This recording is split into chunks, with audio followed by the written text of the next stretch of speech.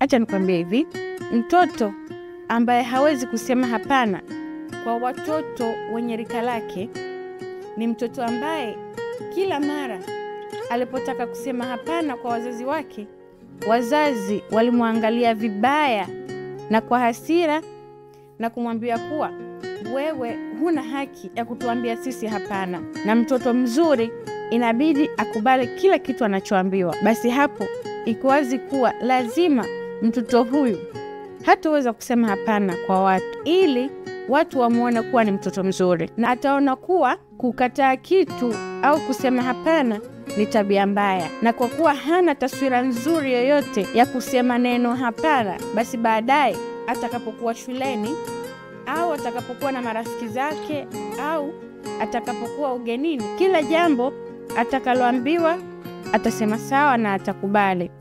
Hawezi kusema hapana kwa sababu hajafunzwa kutoka nyumbani kwao kusema hapana. Basi tukumbuke kuwa kusema hapana ni mbinu nzuri sana, na mbinu hii inaanzia nyumbani kwa wazazi. Ikiwa mtoto hajaanzia kusema hapana kwa wazazi wake katika jambo ambalo hajalipenda, bila shaka anapoenda nje kwenye jamii hataweza kusema hapana, hata kwa watu ambao si wazuri na wabaya kwake, kwa sababu kusema hapana ni mbinu nzuri ambayo anaweza kuijua kuanzia kwa wazazi wake. Acha mtoto wako aanze kusema hapana kwako wewe mzazi.